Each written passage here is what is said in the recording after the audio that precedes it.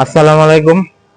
Welcome করছি দি Imran show থেকে। অন্যান্য ধর্মাবলম্বীরা যারা শুনছেন তাদের প্রতি আন্তরিক কৃতজ্ঞতা। আইপিএল এ আজকে ফাইনাল খেলা হবে।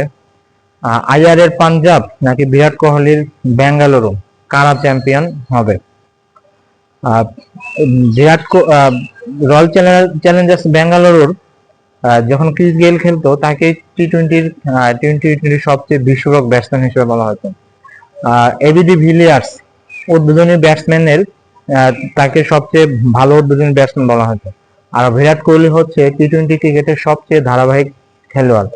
এই তিনজন যখন একসাথে রয়্যাল চ্যালেঞ্জার্স বেঙ্গালুরু হয়ে খেলেছে, তখন পর্যন্ত রয়্যাল চ্যালেঞ্জার্স বেঙ্গালুরু আইপিএল এ চ্যাম্পিয়ন হতে পারেনি। তারা তিনজনে একসাথে আইপিএল এ প্রায় 79টা মতো ম্যাচ খেলেছে।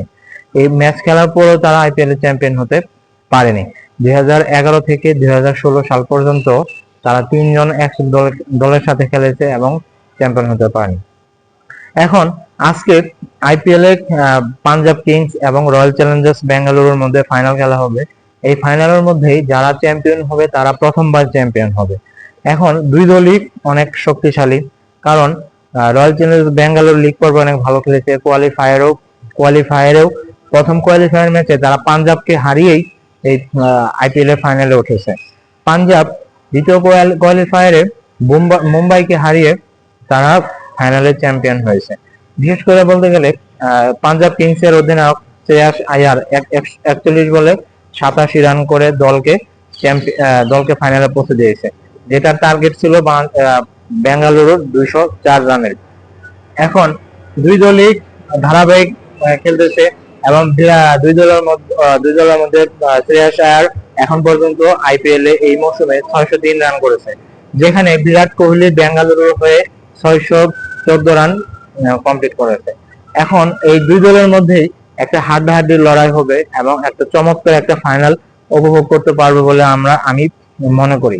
কারণ দুই দলের মধ্যেই বিরাট কোহলি ধারাবাহিকভাবে ক্রিকেট খেলছে, অন্যান্য প্লেয়াররাও ভালো ধারাবাহিকভাবে খেলতেছে এবং ধারাবাহিকভাবে খেলার পরেও এর আগে রয়্যাল চ্যালেঞ্জার্স বেঙ্গালুরু আইপিএল এ তিনবার ফাইনাল খেলেছে। তিনবার ফাইনাল খেলার পরেও একবারও চ্যাম্পিয়ন হতে পারেনি, যেখানে তারা এবিডি ভিলিয়ার্স, ক্রিস গেইল এবং বিরাট কোহলি একসাথে খেলেছিল। এখন আজকে এই 2017 সালের পর 2025 সালের আইপিএল এ রয়্যাল চ্যালেঞ্জার্স বেঙ্গালুরু ফাইনালে উঠেছে এবং তারা চ্যাম্পিয়ন হওয়ার জন্যই খেলবে আশা করা যায়। আর অন্যদিকে পাঞ্জাব কিংস এর আগে দুইবার ফাইনাল খেললেও চ্যাম্পিয়ন হতে পারেনি। এখন এবার অনেকদিন পর প্রীতি জনতার দল পাঞ্জাব কিংস ফাইনালে উঠেছে এবং তারা ফাইনালে আজকে তাদের খেলা প্রদর্শন করবে। এখন দেখা যাক আজকে ফাইনালটা কেমন হয়। আর আপনারা কি মনে করেন, কারা চ্যাম্পিয়ন হতে পারে? বিরাট কোহলির দল চ্যাম্পিয়ন হবে নাকি শ্রেয়াস আয়ারের দল চ্যাম্পিয়ন হবে? এটা আপনারা আমাদের জানাতে পারেন। ধন্যবাদ সবাইকে, ভালো থাকবেন, আল্লাহ হাফেজ।